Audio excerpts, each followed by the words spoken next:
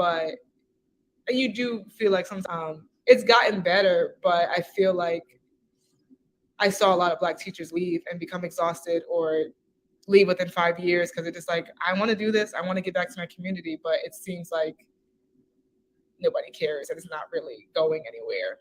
And if anything, they have more of a tax than other teachers in the school because there's a lot put on us and no one really cares. So.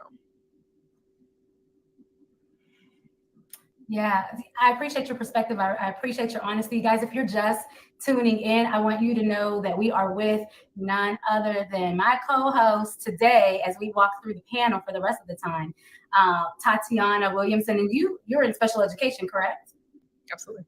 Okay, and so there's some barriers and things that you see. So as we go through this panel and talk and listen to what some of the educators across Pennsylvania have to say, I really value your opinion, Tatiana, and I hope that you would, add how that even affects from the special education lens as we go along. We will talk about three main things today, and you can share with them too. And I'll put up our slide, the three main areas that we're going to delve into.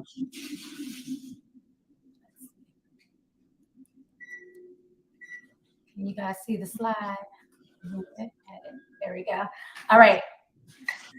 So our three main areas, when we think about it, we're thinking about culture responsive and sustaining educators and education, right?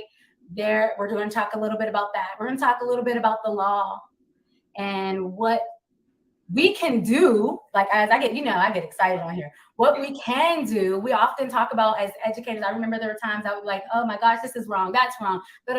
We often talk about what's wrong until I was like, you know what? You have a voice, advocate. You know what it needs to look like, advocate. So we're going to talk about how some people are advocating. We're going to hear some few stories, and then we're going to leave you guys with a link because tomorrow we're going to be playing stories from educators all across Pennsylvania all week, all the way until June when we go to the Harrisburg, to the Capitol building and really advocate. So you'll hear about cultural relevance, you'll hear about the law, and then you'll have some action steps, and that's how we'll proceed.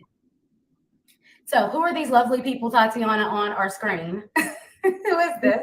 That's our cohort for reimagining teacher prep with culture. There's a lot of lovely people. The ones in the video, we got Tim Crane giving us a thumbs up. So we have Rhonda 3, Dr. Rhonda. I think she's in the back. She's behind me in the picture. And we have Dr. Derek Long also in the front there. Those are the people that are playing the videos today for us. So. Yes. So we will play some videos from them starting today, and then the rest of the week, you guys will hear from the rest of our Teach Plus Policy Fellow Reimagine Teacher Preparation group. And we added with culture because we are working with, and I don't know if you see down in the corner, guys, Reimagining Teacher Preparation. We're working with college students. So you'll get to hear from college students all week as well. We might even give you a snippet today of their story and how they are, we'll add that in there as well. But they are actually the action takers. They are not playing around, these college students. So you'll hear from that. And so let's keep it moving. All right. So as I said, and Tatiana, I put this on here because she said something about culture, creativity, and investment. But I appreciate that you lead with culture. And that CRSE, guys, if you don't know what that is, you're going to find out what it is today. And I've been talking about it on my show for weeks. So I'm hoping culturally relevant, right? Sustaining education competencies. So I'm trying to practice it in my vocabulary. So we're talking about it all the time. All right, so let's keep it moving. So I do want to recognize our partners in this work, and that is we are in partnership with Point Park Social Impact Project, led by Dr. Rhonda 3. She is a professor at two different colleges, Pitt University and Point Park, and Point Park has given us funding to work with the students. So I definitely want to give a shout out there to her and to the group. And we have come together with Teach Plus. Again, we've been talking all about Teach Plus since we started. Guys, I got to do all the things. And we are on a mission with Teach Plus, all of us here to educate well. And our organization, Everybody Educate. All right. Let's go. Take it away, Tatiana. All right. So we're talking about just CRSE, like you said, got to make it a part of the vocabulary. So only 20% of teachers are of color compared to 50% of the students. Okay, so the demographics are changing, but the teacher demographics aren't changing quick enough. Only 20 states require courses in CRT. So that's obviously a really big problem. It doesn't take much to create a course, and we're not even creating the courses to give. Big problem. 37% of students of color compared to only 6% teachers of color. So in the grand scheme of things, only 6% of teachers of color, and maybe 2% of us are sitting right now. Me and Queen over here. No, I'm kidding. But we're here anyway. But it's just not many. So the lack of representation is a big deal. I was watching this podcast the other day, and they made a point that they were saying a lot of white teachers go into neighborhoods like Philadelphia, Pittsburgh, like that, and I think they go with good intent, but they become maybe a little overwhelmed and sometimes even scared of our kids and end up victimizing themselves. And I think that's a big issue. And that leads to like violent words that you really can't take away and you can't unhear, and just discrimination that sticks with you. So stuff like that, I think the courses could help, not to victimize yourself in a situation and to understand the language you're using with kids of color. So me personally, I think it's a really big issue. That's just my little 2 cents, but go ahead, Queen. Get myself off mute. Yeah, I definitely agree, and I wanted to point out, we are like, what's our purpose? We have to prepare for this work. It's not really it's just not something you just do. You have to really be intentional. So I appreciate what you said, Tatiana. You have to be intent. Like, the people have good intentions, but it doesn't always turn out the way that we want it. So what do we do then? We need to really understand what it means, what we want to do, what it really means, how it can look for us. And so I wanted to share the cultural response. It's on PA. I'm just going to share my screen with that. So I'll take this down really quickly, because I need us to put it in our vocabulary. And I have this link, and I'll put the link in the chat as well. If you're not familiar with chapter 49 pages for culturally responsive, the cultural competencies are ways where we can plan and really do the work that all of our students need, because all of our students, especially our historically marginalized students of color, our students of color, Black students, our teachers, we need to make sure that we are intentional about planning for the right thing to do. So this link is something that I think you guys would benefit from. Also, what is culturally responsive teaching? We want to define that. I need you all, it's in here. It talks about it. Gloria Ladson-Billings is a proponent for that as well, and has coined that. So you guys know all of that. So let me add this back to the screen. I want you to know that. Let's go. Let's get a testimonial right here from one of our own Teach Plus Policy Fellows, Doctor. She just became Doctor. Congratulations, Dr. Ebony Lamb. And this is straight from her story. This is her voice. So you can go ahead and read that or talk about that if you like, Tatiana. Ebony, that was really cool. Love that. Excited to read this. So she has a dope quote: as Pennsylvania becomes more diverse, with 37% of students of color compared to only 6% teachers of color, ensuring that all teachers are trained to be culturally responsive is more critical than ever, said Ebony Lamb, a teacher in Pittsburgh Public. In no way do the competencies tell students or teachers what to think. Instead, they help educators to critically think and examine their own implicit and explicit biases. I'm just going to stop there just because I think it's so important that she said that. I think a lot of people get scared of this language because they're like, you can't tell my kids how to think. You can't brainwash my kids. And I don't think anybody wants to brainwash your kids, but I think it is important to protect the kids that you are teaching, as far as, they can easily have violent words on them, and just, like I said before, the feelings that stick, and they really form your very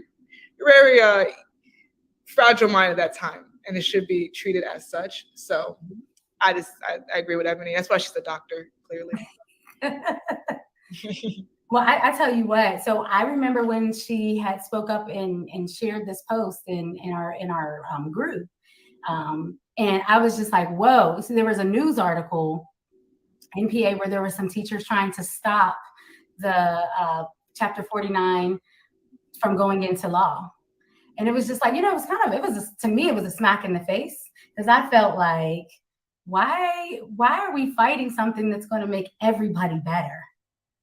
Why are we fighting being culturally responsive? That's how, when you were talking earlier, Tatiana, about like, sometimes people have good intentions, but sometimes they really don't understand the why behind the what that they're doing, and they don't really take time to learn.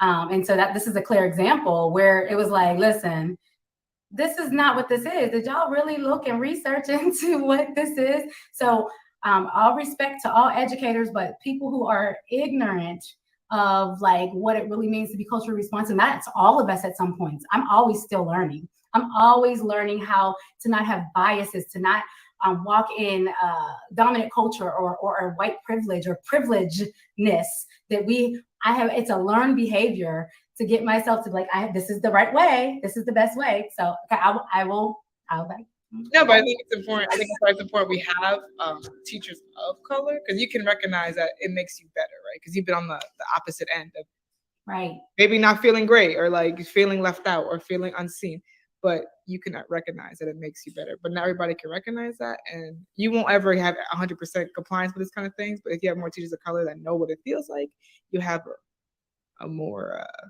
receptive crowd, I believe. Absolutely. And how does that kind of connect with the law? So we're talking about this, but then it goes into, we're talking about Chapter 49. Some people might be like, well, what does that even mean? What is your take on how what we're saying, what Ebony is saying, goes into the law? Uh-oh, you might be on mute. Yeah. So just a clarifying question. So what do you mean by that? So like, if people are made to do something, right, do you think that they'll do it? So we talked about Chapter 49. If people are made to do something, to do it. Is it authentic? Like, I don't know. I'm struggling. I don't know. I do think, though, I don't know, I think people will be at least held accountable to do it. I don't think, like I said, is it ever going to be 100% compliance? No. But I do believe if you are in any situation, it's like, it's on record that you were supposed to do this. So at least it's on record, and I can now take action, and maybe like something will be at jeopardy. I don't know. Yeah. There's something to hang over your head. So, and like you said, is it going to be authentic? Maybe not.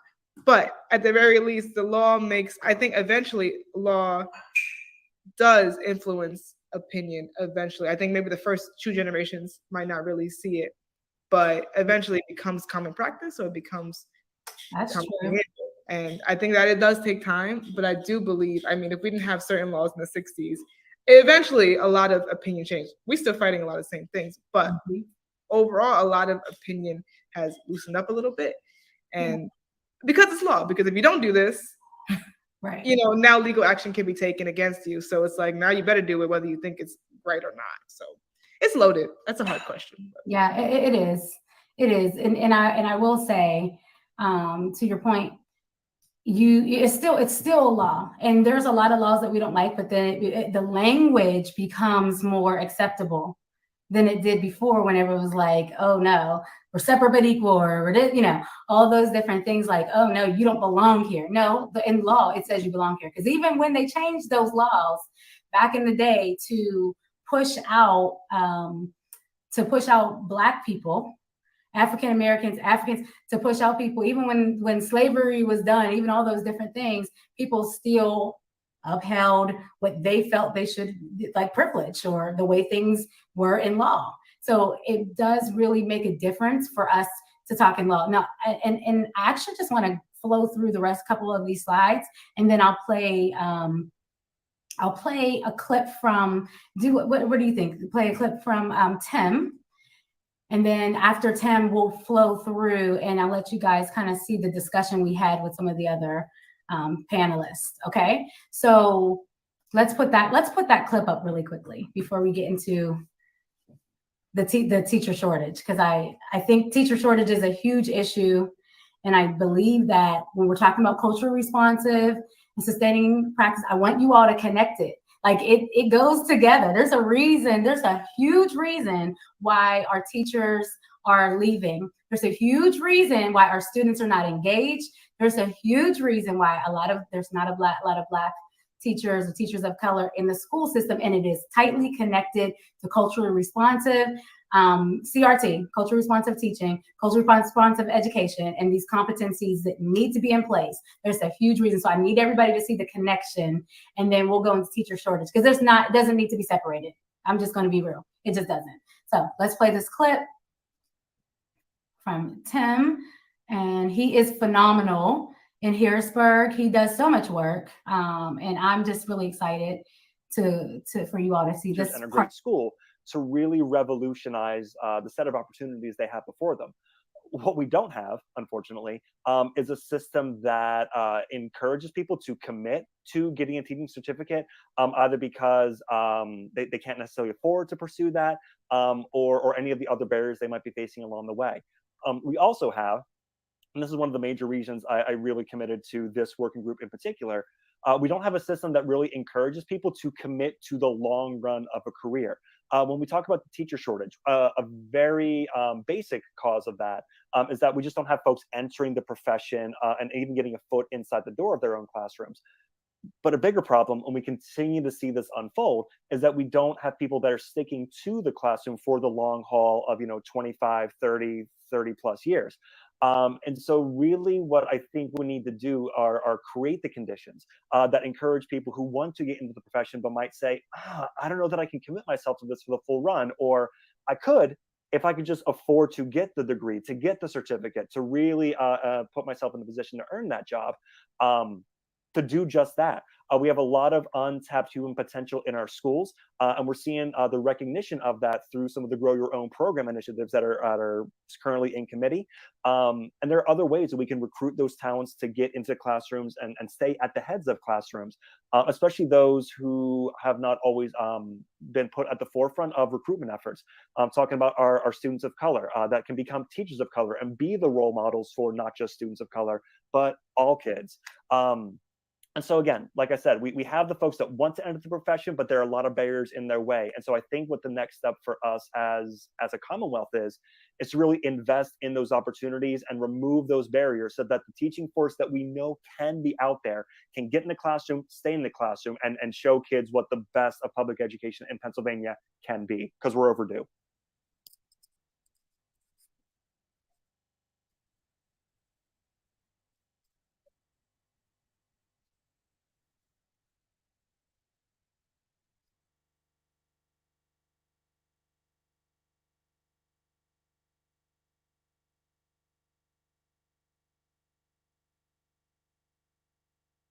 Okay, so we just heard from Tim, and I'm just trying to take his clip down.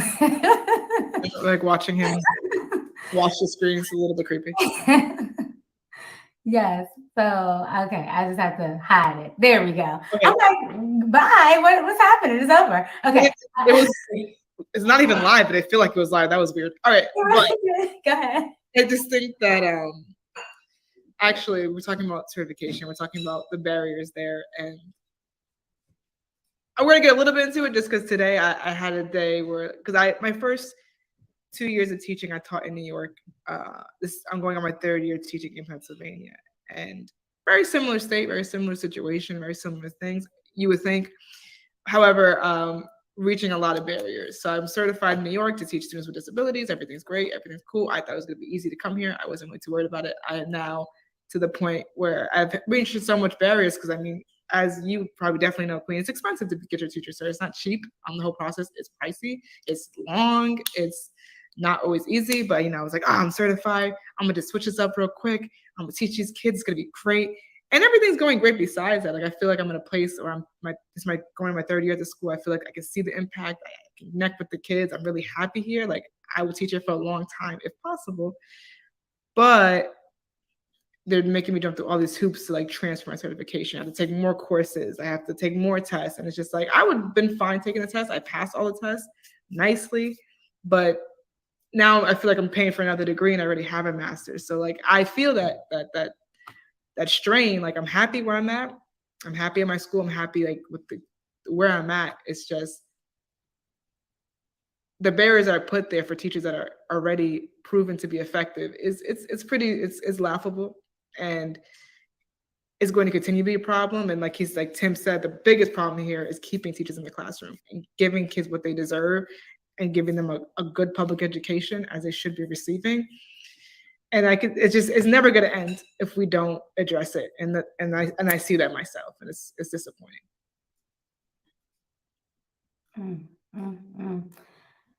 It certainly is. Can you hear me? Mm-hmm. I hear you. Okay.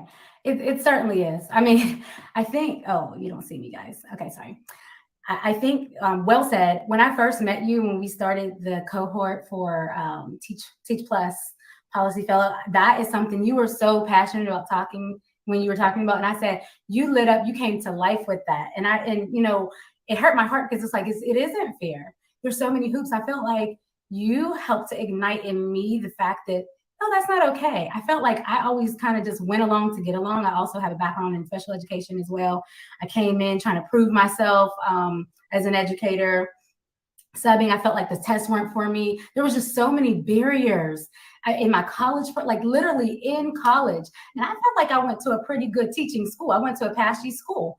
And I felt like in theory, I was prepared to like, okay. But in real life, especially when I was taking that test, a lot of my friends of color dropped out. They were like, I'm not even doing education, because I would answer the questions as if it was a real world and I am in with diverse students, and I would fail that test every time. I was like, no, I mean, spent money, did all this stuff. And I've been teaching since I was little.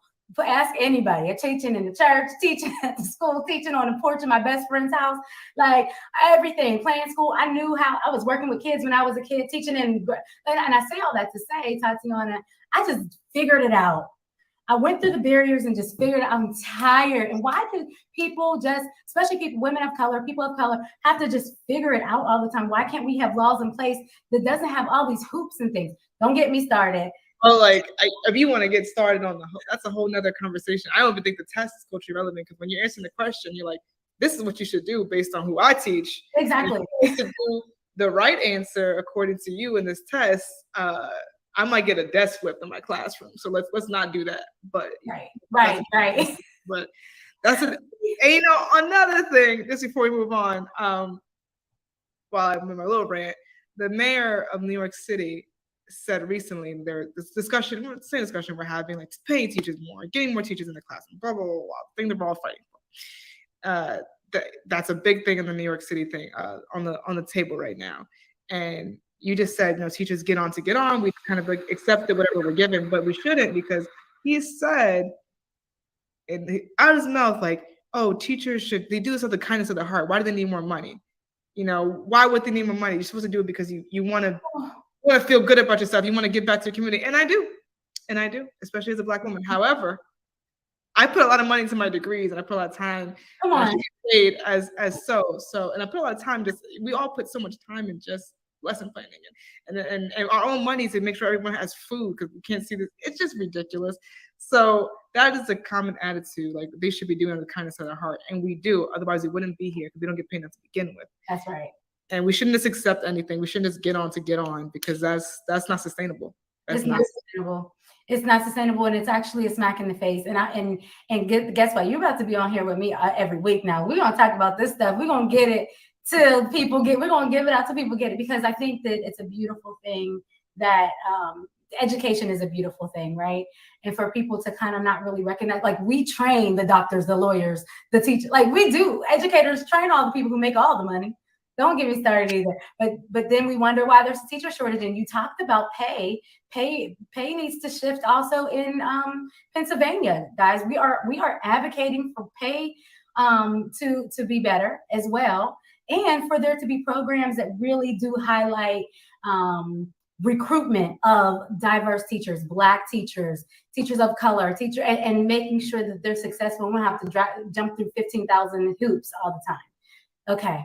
So in just 10 years, new teacher certifications have plummeted from over 16,000 in 2012 and 2013 to just over 4,000 in 2021-22. 50% of teachers leave within 5 years. This is not just because of COVID. Like this has been going on for some time. This has been going on. I remember whenever everybody wanted to be a teacher in Pennsylvania. There were so many people in my program, but it has plummeted. And I mean, honestly, you guys, as you all listen to the interviews and the stories throughout the week, we really want you all to hear these teachers' hearts, their voices, and advocacy. And hopefully it gives you courage to make changes. It gives you courage to advocate, and it gives you courage to shift your mindset about teaching in Pennsylvania. And there is a problem. There's a dire need. So we're gonna take about 5-10 more minutes, guys. But this is just so important, and I want to make sure that we push through to it. So let me get off of that one. So I do want you all to know that. Do we have any more slides we want to show? I believe there is, maybe. Oh, just a call to action for the Grow Your Own program. Okay. Oh yes. Oh, and I wanted to highlight something that Tim said about creating those conditions. This is something I've been preaching and teaching and pushing and coaching people on since I worked throughout the Pennsylvania school district. Now I'm training and developing people out from my own lens. But this is the most important fact that I really want to highlight from some of the voices there. So let's see. Hold on. It's not the one. Okay, here we go. Here's our call to action for you guys. And then I want to share Laura, who is our executive director for Teach Plus PA. She has a call to action, and I'm actually just going to share it with you. I actually have a post about it. So talk to us a little bit about Grow Your Own and what people can do. So I'm going to hide this. Okay. So the Grow Your Own Teach programs are apprenticeships that allow teacher candidates to go to school for free and get paid to student teach. 8 states have already created these programs. So in Philadelphia, we have residency programs through Temple, Penn. Those 2 schools kind of they have you in the program and they teach you, and you have a residency year where you're not completely alone teaching. You're under the guidance of another teacher, and you get a salary. I believe it's around $45,000, which isn't the most money in the world, but it's enough. You get something more than we all made student teaching. We made $0. You had to work actual jobs and student teach, which was very difficult. And I've seen it. I've seen the teachers from those programs come out way better off than I did. And their first year teaching is a residency, so they feel like it's not all on their backs. They can make mistakes. They're confident in making their mistakes. And like, okay, I have the backing behind somebody else. And they try to pair them with residency teachers that are compatible to them. Right now, I'm going through the process of getting a student teacher, and it just seemed like a real cool compatibility test. So you're vibing with the person, so it's not random. And it's just proven to just have more confident teachers. And that's what we need. Now, if we have more confident teachers, they'll probably stay a little bit longer. And that's also what we need. So the program is really fantastic. And the whole thing with a first year teacher, you feel like if one thing goes wrong in my personal life, or if I have one other stressor outside this job, I'm going to quit, or like mentally I won't make it. And who knows? I've seen teachers like literally like mentally be so unwell. And that's not fair. Your job shouldn't be that stressful. If one thing goes wrong, you got to just the bridge and you run into the bridge. It's just not right. So programs like this, I think, help alleviate stress and, create better, more longevity in the field. I certainly agree. And the last thing I want to say, and then what we'll do, how we'll shift here is we'll put on here your next steps and some things that you can do. I'll put that in the chat too. Some call to action from Teach Plus and PA needs teachers. We'll put that in there. But speak to us of, like, you asked the question to our students now, and you wanted to see, was there a difference? What data did you find out from like their program to what yours was, and then what you are proposing people to go into like the Grow Your Own programs? Speak to us about like student teaching preparation, and yeah. Well, their program seems a little bit more culturally relevant. but they're a couple years younger, so that's more of a push now. So that's cool. I love that. They seem a little more culturally relevant. I don't believe they're in a residency program, so I believe they're just doing regular traditional student teaching. So that's similar. They're not getting paid, so I feel for them there. But the goal is here. We have the CRSE thing. We have that, but we also have some kind of stipend as well. So if you have those two elements, we're not going to create perfect teachers because that doesn't exist, but we'll create more prepared teachers, more longevity. So that is the main goal, because there's no way to really be 100% prepared for teaching, as we all know, until you get in the classroom and you realize how to do it. But there's better ways of getting to that classroom and staying in that classroom than we are currently at. So I think that's what the goal is. And just share your like maybe 3 top pointers that you want to leave people with before we shift and let them watch the others. 3 top pointers for new teachers? Well, I think honestly, you don't see me. I like, from your perspective, from your story, just to kind of sum up everything, you really talked a lot about your story. You talked about a lot about, we talked a lot about how things need to change and can change. What are like 3 simplistic ways that we can have change in our education system right now? Maybe 1 right now, 1 we're looking forward to in the near future, and then your word for change. All right. So right now, I think what stuck with me when you said, just don't accept anything. As a teacher, as a parent, as a community member, don't accept anything. Like, just, oh, this is the way it is. Because no, like my school, if there's an asbestos that could have been fixed years ago, or you should have got a new school built for these kids, because if it would have happened in the suburbs, they would have had a new school. Don't accept that. Don't accept the fact that your kids are not getting an education in person because they live where they live and they have the zip code they have. Don't just accept what is given to you.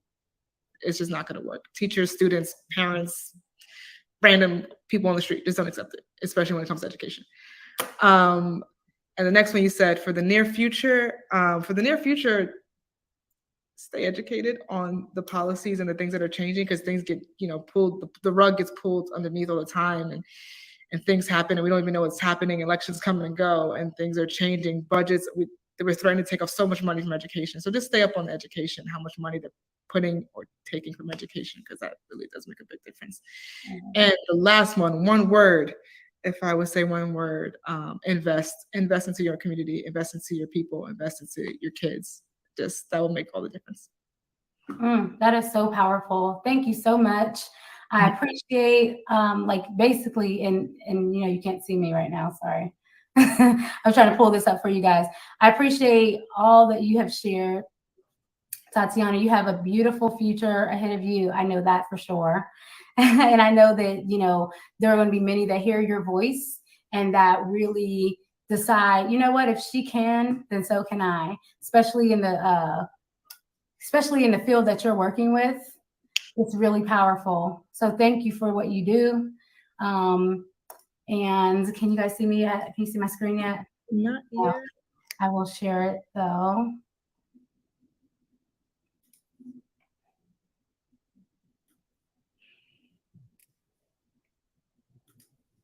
Okay. I wanted to also make sure that you guys are able, hold on, sorry, here we go. Yes, here we go. Tell me, just holler when you hear it, when you see it. It's loading. Yeah, there we go.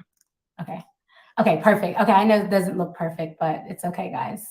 It's okay not to be perfect all the time. Oh, those are the things that we work through, like, what's perfect anyway? Like, who says that, right? Okay, so I just want, this is the call to action. I don't know if you guys can read it, but can you see it? Okay, perfect. Yeah, it's a little small, but it's there. Okay, it's kind of small. All right, let me just try to make this a little bigger. Oh my gosh. All right. So basically the gist of this is that Teach Plus does work on those laws, just like Tatiana was saying, keep up on the laws. You guys have a voice, you can advocate. So I just wanted to say that Teach Plus, they wanted us to share this out. And we are, one thing that they said, that we are not facing a teacher shortage crisis anymore. Guess what? We are entrenched in it. We're not just facing it, we are deep in it, especially in Pennsylvania. And the fact that we are entrenched in this I'm trying to make this a little bit bigger for you guys because I'm going to put all this stuff in the chat too. There we go. Is that better, Tatiana? Yeah, that's better. Okay, perfect. So they asked us to share this with you all. And our team asked us to share this with you guys, that statewide, we want you to be a part. So join us today and send a message to your elected officials, especially if you're in Pennsylvania. Come on, there's a Senate bill. We're trying to get some bills passed so that we can have these grow your own programs, just like we talked about today, so that we can give more data about things that are not working in our system. And we need support for that. And the law is the law. So once it's in law, we can help push more. We have more leverage to make sure that our students and our schools everywhere, public, private, charter, rural, suburban, all schools have the diversifying teacher pipeline. They have all the things that we continuously mention. So email your legislator. You can do it right here on this click. I'm going to give you guys, send you guys this. Also, we want you guys to join our coalition. Okay, join the coalition as an individual. If you're an organization out there, join, and get regular updates on our efforts to change state policy. Okay, we want to change the law so that we can have better. We can be better, and our children can be better. All of our children. And then here we want you to spread the word. So you guys will get all of these links. And one thing is you can sign up by May 26th, by Friday, register for PA Needs Teacher Lobby Day. And that's what Tatiana and I and our groups, we're going to be there. We're going to be there in Harrisburg. You can come too. So register to lobby in some way. If you can come, if you can't, send a letter, reach out. We have the thing that we're setting the conditions, as Tim said. We're setting the conditions, okay? And so we want you to also subscribe to Teach Plus, subscribe to the National Teach Plus. We also, if you need support, I'm going to come back to you guys. If you need support, and Everybody Educate is also here for you. We have professional development all on culturally relevant teaching practices, Chapter 49 focused for Pennsylvania, and culturally relevant like worldwide. So we support everybody everywhere. Listen, guys, we are so excited that you were able to tune in and listen to us today. I will put the link to the video for the panel that we had. And you'll get it all week long. So I think this is enough. This was good grounding for today, but you'll get the rest all week long. And do you want to say anything else, Tatiana? I know this is kind of long. Tatiana was like, Queen, it needs to be like short, 20 minutes. Sorry. Listen, I think we said a lot of good stuff though, but if I would say anything else, just it's okay to ask questions. It's okay to want to learn more. And that's what we all should be doing, no matter your race or anything. We should all be learning more. And this is a great opportunity. So I was happy to be here. Thank you so much. Yay, thank you. And where can we find you? Where can we find you? Like, how can we connect with you? I'm not really super well connected as far as social media, but I do have a Facebook. Email, Facebook, email. We can do email. Put it in the chat, and I would love you guys to connect with her, especially if you're a teacher that's fairly new, but you've gone through the teacher preparation, you've gone through the startup. Tatiana has a lot of wisdom in that she can help you and relate to you right where you are. So she'll put that in the chat for you guys too. And we'll do that. We thank you so much. Thank you for hosting Brilliance with me, because Tatiana is definitely brilliant. And all of the people you'll see all week long for our virtual panel, they are definitely brilliant. So thank you. Go ahead with those call to actions, and we shall see you later. Say bye to my guest. Bye, Tatiana. Thank you. All right, guys, we did it. We hosted Brilliance on another Monday. We're so excited about it. And guess what? Send this to people. We want to hear your voice. We want to know what you think about all that we share. All right, guys, have a wonderful day. Bye.